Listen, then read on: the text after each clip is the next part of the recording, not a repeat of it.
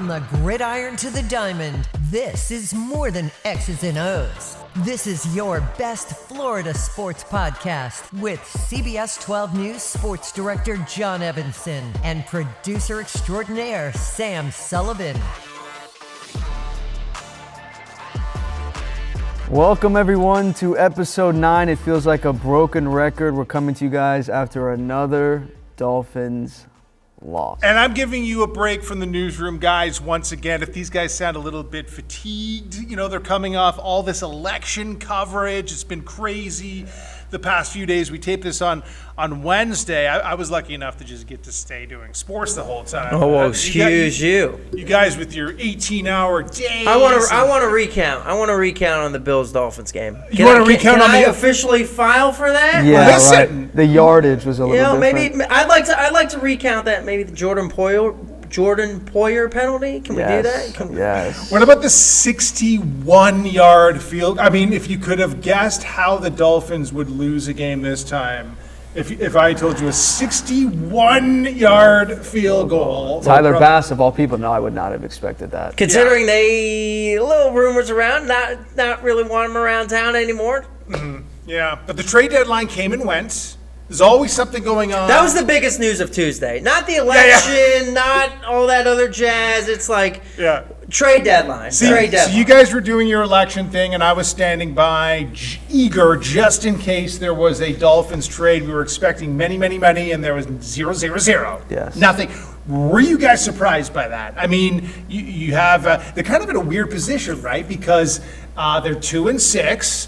Which makes it kind of seem weird to go all in and try to get somebody who's going to make a difference. But they're also so good on paper that Do you don't really need anything? What's that? It's like they're so good on paper. Do you really need to add something? But you don't want to throw in the towel. But then on the other side, you don't want to go crazy and give up the future either. So it was kind of wacko. Did you expect something to happen on trade deadline day, Sam? I remember saying last week to you guys that if the Dolphins lost and it was a close loss, I wouldn't be surprised if they didn't do anything. But I still felt like they should have done something. And I'm having flashbacks now because remember you guys were grilling me on this, and I was like, you can't. You just can't. You can't do it. And I was, I guess in my weird way, I was right. Well, exactly. It's torturing, but you can't. Like you said, because with how the Dolphins played against Buffalo, yes, they lost, but there's signs of hope to be shown that, okay, if things don't go wrong in the first part with Tua and all that jazz, maybe we're not in the position that we are. Calais Campbell said it perfectly after the game. What you're trying to say here is that, like he said, if we play like that, we can beat any team in the NFL. The only problem with this theory is, they almost they could have beaten Buffalo. 61-yard field goal? I mean, that was just crazy. But he goes, the only problem is our margin of error is now way smaller. 0. Yeah. 0 was the word he used. But Terron Armstead, I mean, he almost retired heading into this season, and he's been arguably one of the best players. You could have maybe seen him forcing asking Chris Greer to trade him to a contender. He's probably only got a couple months left in his career here that he could have, gone to a quote-unquote contender, but apparently the Dolphins still feel like they are contenders. Well, I think one thing that, you kind of brought up is, they're kind of, stuck in the middle, right? Like you brought it up. They're not good enough to go all in, but they're good enough on paper to maybe don't want to make changes. Yeah. However, I think one of the things that I'm surprised that they didn't go after is defensive line, because obviously with all the injuries this year, right? You saw a couple go yesterday. Preston Smith go for a 7th. Mm-hmm. Baron Browning go for a 6th. So I feel like those could be assets. I feel like the Dolphins could have felt like they could have given up to help just add depth to that defensive line. But do Greer want to be the guy who gave up draft picks now in this season? Are you really worried about a 6th and a 7th? If they were to pull, obviously, the trigger on those trades. Right. But, I feel like for a 6th or a 7th, just to add some depth pieces to a position that is just littered with injuries. And granted, we'll get into this a little bit later, but Chop is starting to produce a little bit more. But, to get a savvy veteran in there, I feel like it wouldn't hurt to add a little bit of a depth. Calais Campbell does not want that type of competition, Max. He's all you need. Iron sharpens iron, dude. He's all you need, buddy. He's all you need. Here's what Terron Armstead had to say. He was grilled on Tuesday about whether or not he asked for a trade and just did not get one. I'm here. I'm here. We locked in trying to win this game Monday night. That's it. I haven't thought about anything else. We feel like we can beat anybody. You know what I mean? We haven't had those results, but the way that I am and the way that we are as a team, we're going all in. So we're gonna put in all the time, effort, energy, and preparation to win this next game. That's the only way to get it done. You're not gonna just fall into a win. So we go out there and try to get one, do everything we can to get this one, and then we can start worrying about the next. But no, we full belief. There's nothing else. And man, did head coach Mike McDaniel ever have a great game calling plays. He's been ridiculed a lot lately for just like frustrating play calling, especially when Tua wasn't there. But that Bills game especially was kind of a masterpiece, which makes it even more crazy that they lost. It was almost 50-50 run plays and pass plays. Cheetah was back in the mix. Waddle, not so much. But he did have that bizarre stat line. Yeah, that's true. That's true. Let me see. Let's see. What is it? He's got it. Two receptions. 2 catches, -4 yards, and a touchdown. Amazing. That is a hell of a stat line. Did you take him in the 3rd round of your fantasy draft? No, but I think you did. He's been on my John bench for most Evenson, of the big season. fan of drafting all Dolphins players. And he wouldn't do the Waddle. He got everyone else. I saw that. Everyone else disappointed. did. He looked at everyone else, and they did the Waddle for him. Well, considering also that was his first touchdown of the year, you figured there'd be a magical Penguin a Waddle game-tying touchdown. But he had also looked like his season was over 3 plays earlier when he hurt himself. Yes. So maybe he was just not wanting to showcase a crazy Penguin day. Imagine he hurts himself doing the. That's it. That's like that one college guy that did the Cristiano Ronaldo, and I think he hyperextended his knee. Yeah. So I worry about Max because he comes into the newsroom sometimes dancing like he's 18, 19 years old, and you're getting up there, buddy. Dude, imagine me pulling a hammy, walking into the newsroom, IR. It's gonna happen. Get your phone out and get that on. There's always a camera rolling in the CBS newsroom. Branson's around here somewhere. He'd have to pick up the He slack. left. He just turned on all the cameras and walked bailed. out. Oh, he's right there. Hey. See, what was he doing behind that wall? He's sneaking up on us. Keeping us all in making sure that we're still in line. So Speaking of walls, can I do this transition? Yeah, absolutely. Speaking of Branson behind the wall, the offensive line, wow. They once again looked pretty good. They have been consistent. We already heard from Terron Armstead. They had the blocks going, the run game, setting up the run game, and everything was. I mean, that's the one position where. We all doubted Chris Greer coming into the season, but that has been the run game and the O-line. Thoughts. I think it's like you said, I think it's been the biggest surprise. Yes. This year of the Dolphins. Especially Aaron Brewer, coming in. Mm-hmm. He's done well as the center. Yeah. I believe the stat is the Dolphins' O-line, fewest pressures allowed in the NFL, according to Pro Football Focus. Mm-hmm. So when you kind of look at that, if there's one position to not change on this team, it would be that. And we talked about how great the play calling was. You can't have play calling like that unless your O-line is solid, right? No, and I mean, what Tua did in that game on Sunday is what I'd been telling both of you that should have been done with the other quarterbacks that had to fill in, which is just short play, give it to your playmaker and let them produce. I mean, 25 for 28, 231 yards, 2 touchdowns, a clean game from Tua. Mm-hmm. All these short passes to Jonnu Smith, Devon Achane, Tyreek Hill, and let them run. And that's how this team is going to be successful. It just wasn't enough. So you're not giving Tua Tagovailoa any credit for the past 2 games looking so much better on offense? Oh, for sure, but I think it plays in part of the play calling, the offensive line. I mean, it all has to work in one cohesive unit. My point there, though, is notice when Tua comes back the next 2 games, how much more impressed you are by the offense. Oh, for sure. His stock, man. People who doubted Tua, if they're not recognizing he's completed 80% of his passes in these past 2 games. Yeah, he is such a difference maker, and maybe we didn't realize it as much before, but we certainly realize it now. Yeah. But I think also, too, is sure, they've been short passes, stuff like that. But at some point, when you have Tyreek, Jalen Waddle out there, those short passes eventually get deeper and deeper. Yep. Yes. Then you suck those linebackers and safety down. Next thing you know, you're running a double move with Tyreek. That's where you get 80-yard touchdowns. Yes. So I think it's good to do those type of things in prime time, right. too. And I think McDaniel This is is the perfect also game coming up. I think McDaniel is also trying to make sure Tua works his way back, getting into the flow. Granted, again, he's only been back for 2 games. Yeah. So I think like the way that the play calling keeps going, eventually we will see those big plays again.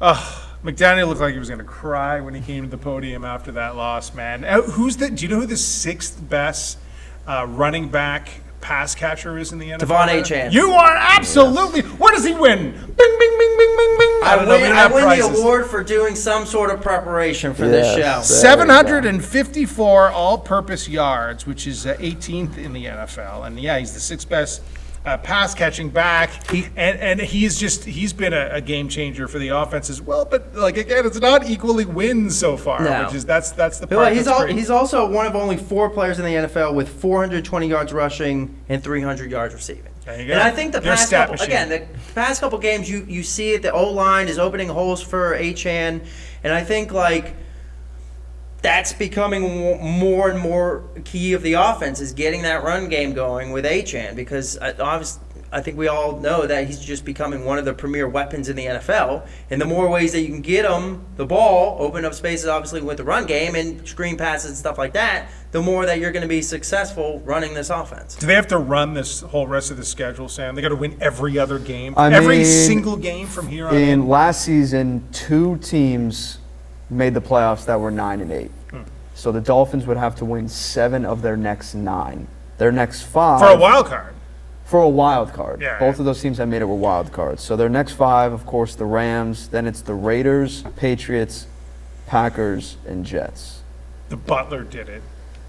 Alex Butler. He's the guy I spoke to this week. He's my analyst. Alex Butler. Let's send it to him. You are so good at this. We are joined now by Alex Butler, who is the senior sports writer at United Press International. You could read all of his stuff at UPI.com. Very knowledgeable guy. I see you you're based in Miami, so I see you at the Dolphins all the time, and we always have some good chats down there. Of course, man. Of course. There's always something going on in Dolphin land. Always, except on Wednesday or on Tuesday, there was not. No trades at the trade deadline. So were you surprised? They're kind of in a no-win situation here where they're good enough on paper to feel like they could still do something here. But when you look at the record, you're like, uh-oh. So were you surprised there was no action at all at the trade deadline? Yeah, I was a little bit surprised. I mean, 2-6, I believe they are now. So, I mean, they're kind of really, really on the outside looking in. Some people still have some optimism, but I'm not really there. But I did see Drew Rosenhaus spoke to some local media, and he said they were still active. I guess they didn't get what they wanted in value for what they were getting calls on and all that. So, I was kind of surprised. Doesn't seem like they're willing to break down the build yet with some of the higher priced guys and ship them away. So apparently they think they can still get some winning in down the stretch here. So we'll see. But I was a little bit surprised. I think it's more of a window. I think he said something like who is part of the solution and who is part of the problem. So I think that's more of a window as to maybe the offseason or what we might see next year. So I have a feeling maybe the players and coaches might say they're looking to win the next game and don't care about all that. But I have a feeling that it's on the inside, they're kind of thinking about seeing what these guys do down the stretch and see if they want to be part of the build in the offseason in the future. Because I think there might be more drastic changes headed our way when they have more time and can use more resources to move some things around.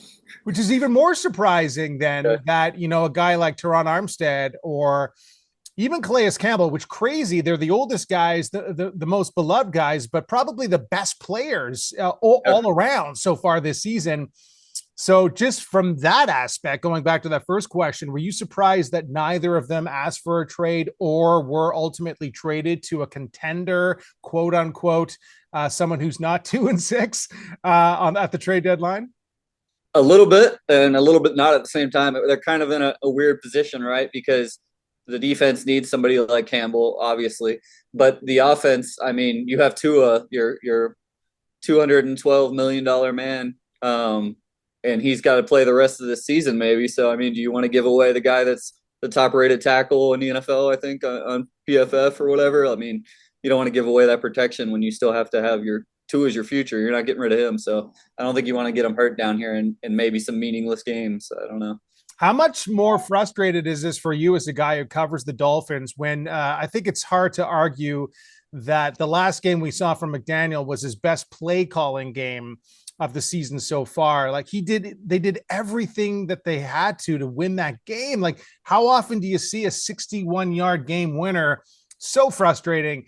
Knowing that they're capable of that, is there, again, a sliver of optimism moving forward that this could be the tie of the turn? Because 2-6 isn't good, but it's not. We've seen crazier stuff before. We've seen them rattle off 7 or 8 straight wins just a few years ago.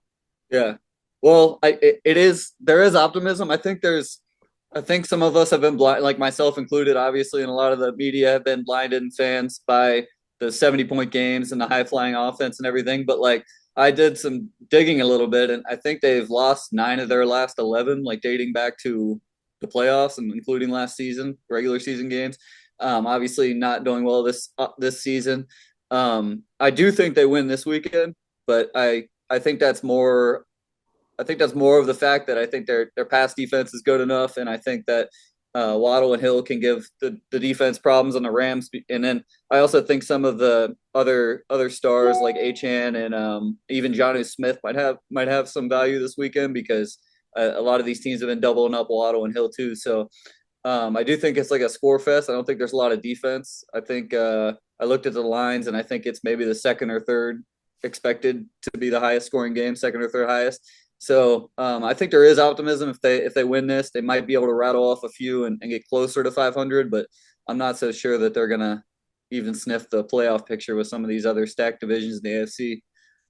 I could tell from that final answer, if people don't know, you're talking about value and everything and using some fantasy football words there. So you're a big fantasy football guy. You also cover the NFL as a whole. So I want you to come back later if you can. Let's talk the Rams perspective and maybe a little fantasy football coming up with Alex Butler. All right, so we're off to Los Angeles now, and when I check, there's a discrepancy here because I looked. It seems like it was only like a couple hours ago. The Rams were 2.5-point favorites, but we got some breaking news from Sam. I can't confirm. Oh, from Max. I can't confirm. Yeah. Right before we taped, I checked because I like to be informed. I like to inform the gamblers. You like to gamble, and you're looking to make money. Right. Let's be honest. It's nothing. You don't care that's why about I'm on this else, podcast. I'm on this podcast to try to get that side money so I can spend it all. Okay. Anyways, last time I checked, right before we taped, the Rams are a 1.5 favorite, and the over/under is 50. So they don't call me Johnny Vegas for nothing. Wow. This means that people are putting money on the Rams, and they're trying to get people to put money on the Dolphins. Who calls you Johnny Vegas? No one. I just made it up on the spot. Okay. Johnny Neutron sometimes when my hair is really high. I can see that front little action going on. Yeah. Okay. Yeah, but never. Yeah, Johnny Vegas never. I made that up on the spot. And if someone has copywritten that, I'm sorry. I'll cease and desist immediately. But primetime games have not been friendly for the Dolphins either. I mean, we witnessed Tua, I think twice, get a concussion in a primetime game. But I don't remember leaving primetime games feeling particularly good very often after covering a Dolphins game. Yeah, since the 2022 season, the Dolphins are 2-8 in primetime games. That's what it felt like, yeah. Well, if it makes you feel better, they're 1-3, and 1-3 on home and road this year. So all records not great so far. That's true, and on the road particularly over the past few years. I think in the McDaniel era, they're like 8-15 on the road as well. So yeah, there's two factors there that they're going to have to improve on. But Monday night in primetime, there's as many playmakers on the Rams as there is on the Dolphins, arguably here, right? What do you see happening in this game, boys? I mean, they're starting to, pull things together. The Rams, of course, they had an overtime win against the Seahawks. Stafford didn't really have that great of a completion rate like Tua did, 25 for 44, 298, 2 touchdowns, but he had that deep ball for the game winner. Another heart-wrenching one for the Seahawks. Dolphins felt it on their side with the game-winning field goal. So, I mean, this game really could go either way. There's no clear-cut favorite in my eyes. I feel like every game the Dolphins have played in this year is one where we felt like it could go either way, right? Yeah. Like, Well, and I think like one thing that's kind of being overlooked is Matt Stafford's year this year. I don't really feel he's being really talked about because obviously Cooper Kupp's been injured, Puka Nakua's been injured, but yeah, he's a lot like the Dolphins. They kind of this was like a sick matchup. Yeah. I'm trying to get cool with you guys. Well, I mean, Matt Stafford. Coming into the year. This was like a really good. Matt Stafford's 12th in the NFL in passing. Yeah. If all parties are healthy, you could see an offensive explosion out of this game. Absolutely, and obviously you got Kyron Williams. Cooper Kupp is going to play. So, when you look at the offensive side of the ball, like what we talked about last week, you could see an offensive explosion out of this game as well. Yeah. And speaking of games, I got a new game for us. So last week we did what was it? Scary or not? Last week we did Scary or Not. I don't know why. Yeah. So since the Dolphins are going to Los Angeles, right? Mm-hmm. We all know Los Angeles, Hollywood, fancy.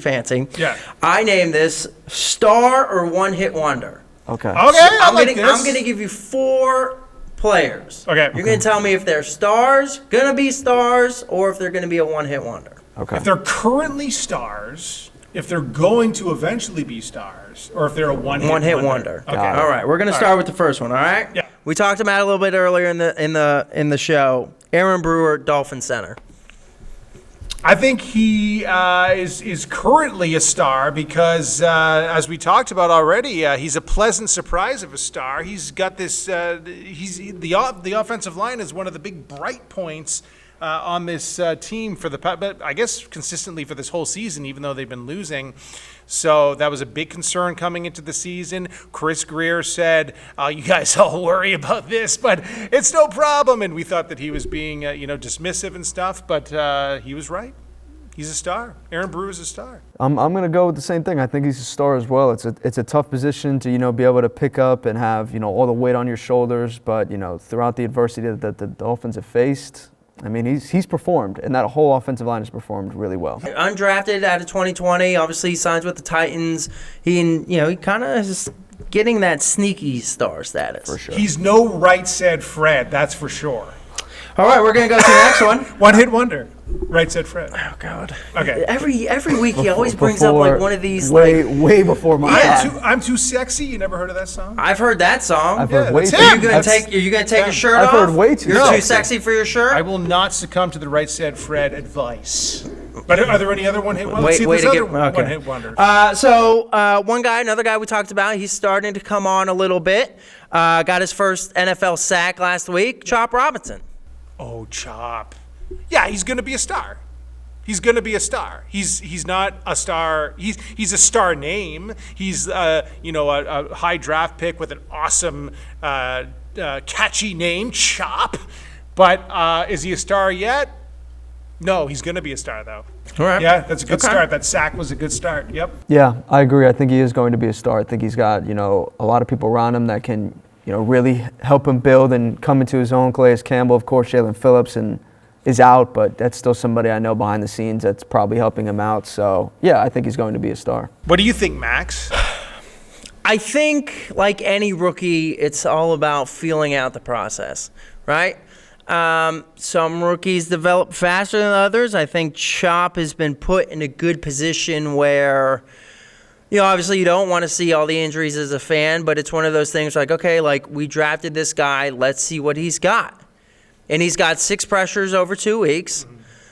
Obviously got his first sack.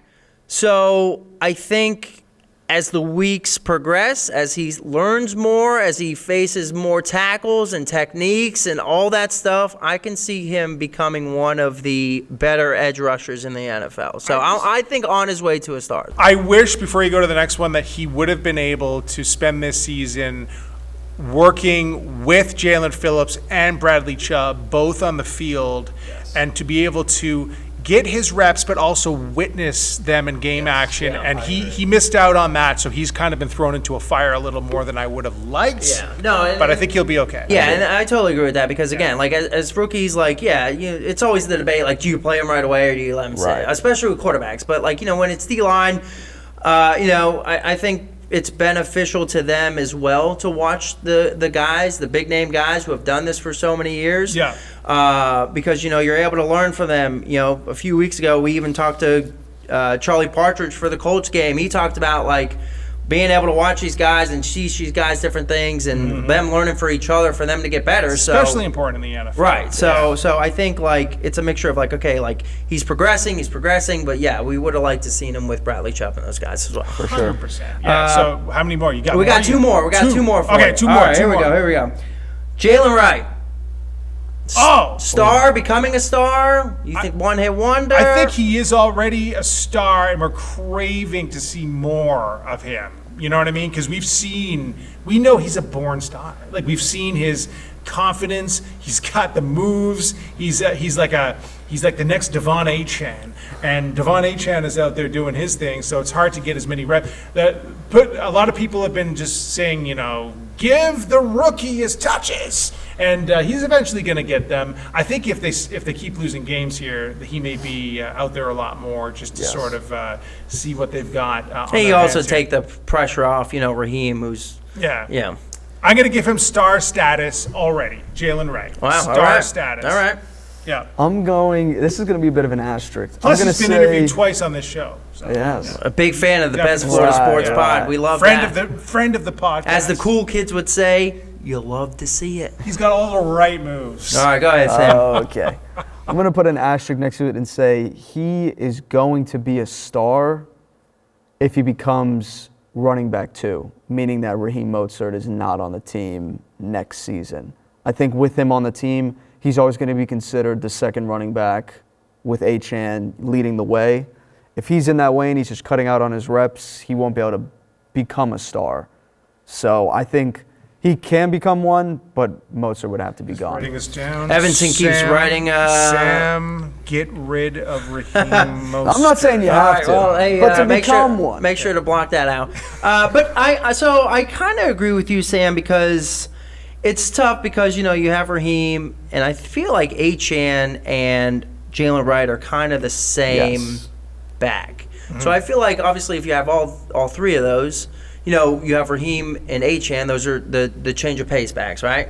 And then with Jalen, it's tough to separate carries and then obviously separate Achane's plays and Jalen Wright's plays. So yeah, I agree with you on the fact that if Raheem Mostert is still on the roster, I would put it almost as like a one-hit wonder because they won't be able to use him in the ways that he can give you the production that you need from that position. Right. Yeah. So for right now, I'm going to put one-hit wonder. Obviously, rosters change a bunch of times, so we'll have to see how one-hit wonder on the Dolphins or in the entire NFL?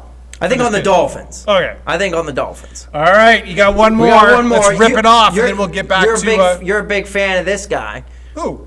River Craycraft. Oh, I love Cray Cray. He's awesome. Yeah, and so he's Tyreek Hill's favorite guy, too. When you're at practice, is what Tua calls him. When you go to practice, do you walk up to River and be like, "What up, Cray Cray?" No. Do you introduce yourself that way? Because if you did, I think you would be a legend in the Miami Dolphins locker room. I don't think... Actually, you might be a legend all over NFL media. I did take an elevator with him once during... I was at the Buffalo game. He was heading... I just didn't even realize he was beside me, and I just started making conversation. Then I realized it was River Craycraft. He was hurt and everything. But he's a down-to-earth, awesome family guy.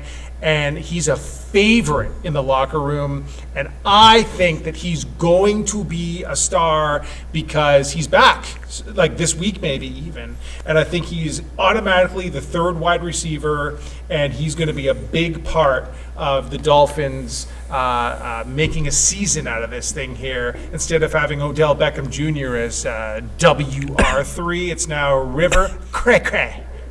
You heard that coughing? That dust. You don't have of Odell don't have the leaving. cough button. Wow. Odell leaving. Wow. Odell leave, please. You had to get one more Odell diss in this. Well, how about you make some plays? Make some plays. Me make plays?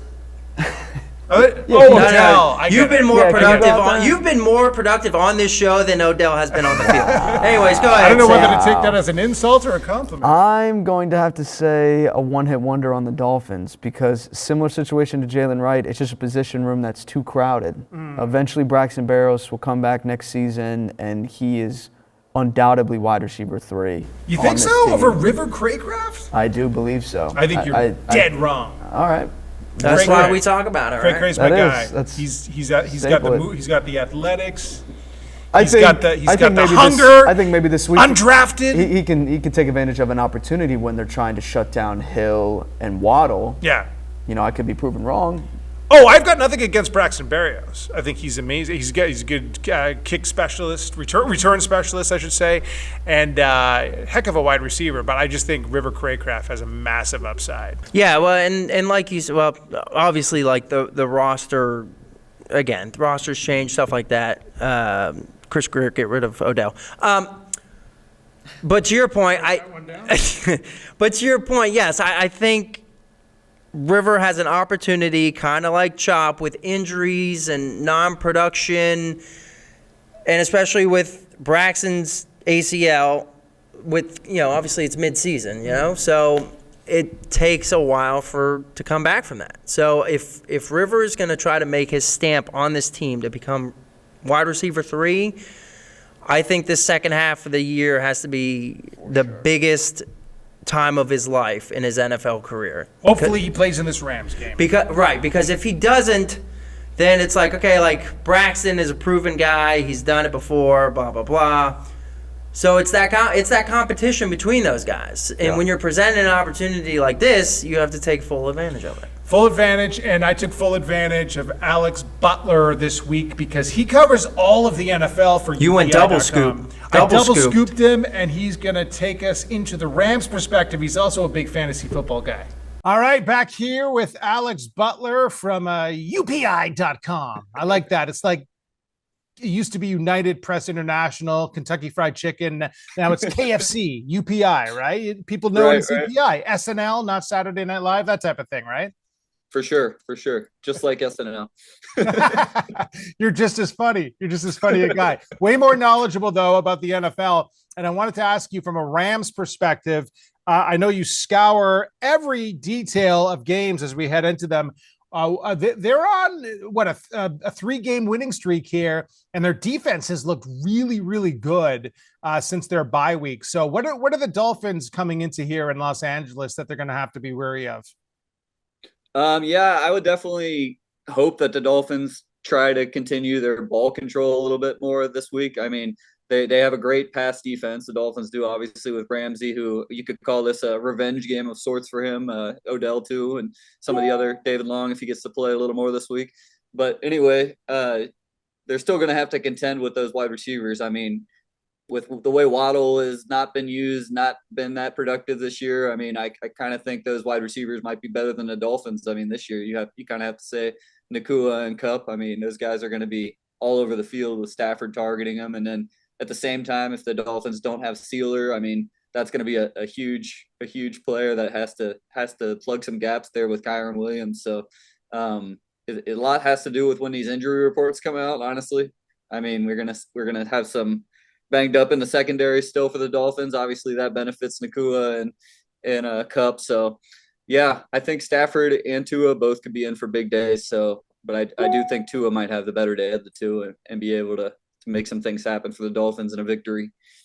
Yeah, we tape these things on. We tape this on Wednesday, so there could be some injuries, some no-goes along the way as we head towards, especially the Monday night. Nothing worse than having a queue next to your player on fantasy when they're playing on Monday night. You got to make that tough choice. Well, people have to check out your fantasy articles each and every week. It's really helpful when it comes down to like setting your team and stuff like that. Go to UPI.com for Alex Butler, because as far as how many fantasy leagues are you in? I used to be in the double digits, but I brought it down recently because you don't want to root against yourself too many times. You brought it down? How many is it down to? 2, 3. Oh, 2. Okay. Yeah.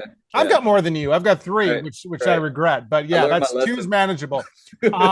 People are frustrated by Tyreek Hill, obviously. Over he's gotten some numbers lately. Jalen Waddle, not so many. Who do you think the most frustrating pick is this year in retrospect so far? Tyreek Hill or Jalen Waddle? I'd probably say Waddle. I mean, I looked up this stat too.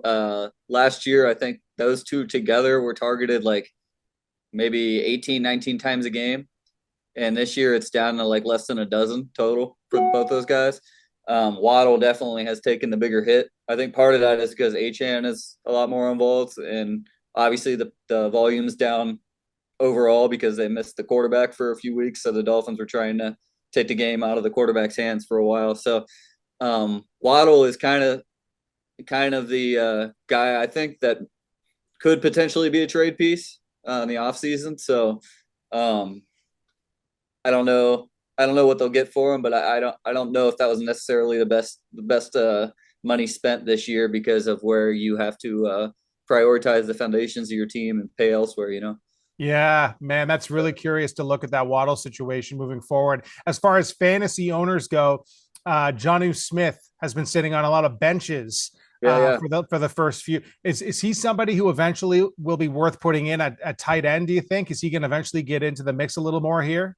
Yeah, I think I had him as one of my waiver wire pickups this week, and I think he should be a starter this week. I mean, the Rams are one of the worst defenses in the NFL against tight ends, so they've given up a ton of touchdowns. I don't know where that stat is right now, but it's on my Twitter account at AllAboutSports and at UPI too. You can check it out. But yeah, Jonnu is one of my top guys this week. Like I said before, they're going to probably be doubling those wide receivers on the outside again.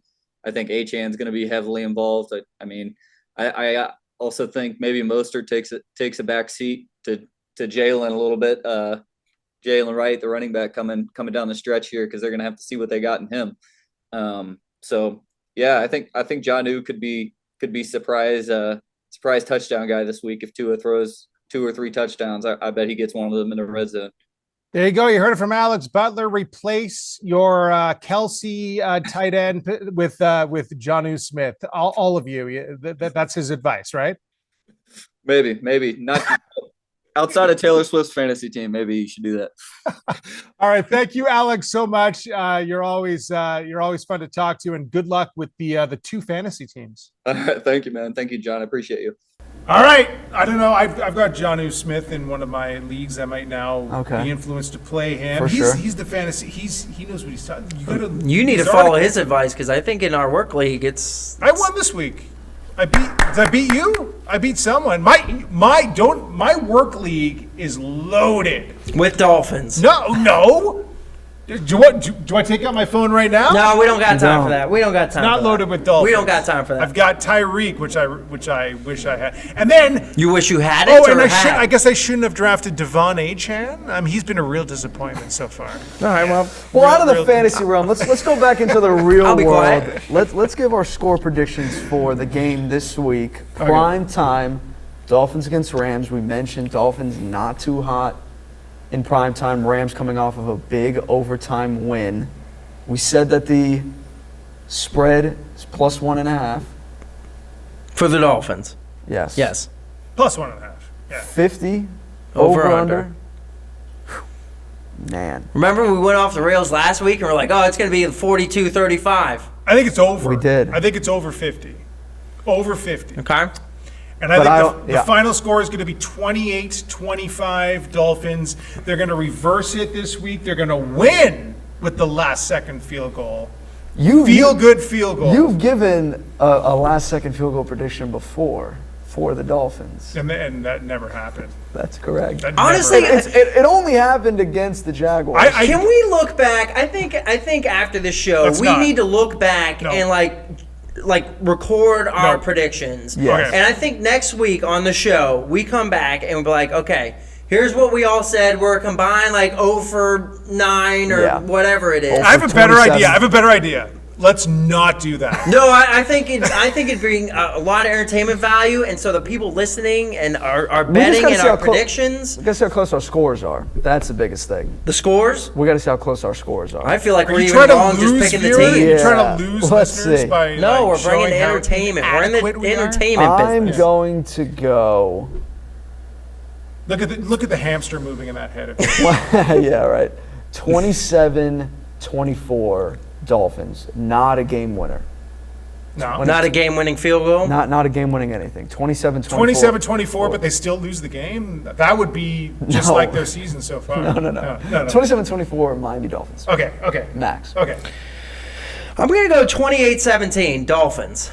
The Rams, 24th in defense. They allow 135 yards rushing a game. Hello, we've been talking about it all show. Yeah. He's on your fantasy team. But their Devon Achane. But the Rams' defense has been living up to snuff over the past 3 games. Fair. So since their bye week, their defense has improved. Tell that to NFL.com stats. Those numbers are a little bit skewed. Well, those defensive numbers, I would have to say. Again, I'm just letting you know what the stats say, John. All right. So I'm going to go 28-17 Dolphins. HN has a big day. Okay. Another big day. Want to play that theme? That awesome. Can we keep, for the podcast, as we exit, can we just play that theme for like a minute coming up? Because it's such a great song. You love this song. Yeah. I love the podcast. You have it downloaded on your phone? I listen to it. I think it's his ringtone. It's your alarm every morning? It is. Oh my God, imagine his wife having to wake up to that every morning. I couldn't imagine. I can't confirm it does not sound like that. Yeah. Oh, okay. Yeah, that was off. But yeah, thanks. Let's play the music and make people flush that version out Episode of their head. 9 coming to a close. I want to thank you guys very much for tuning in. I think I will have the best score prediction. But nonetheless, we're all hoping for a Miami Dolphins win. Off to La La Land we go. Best Florida Sports Podcast drops every Thursday morning. Listen on your favorite platform or watch on YouTube.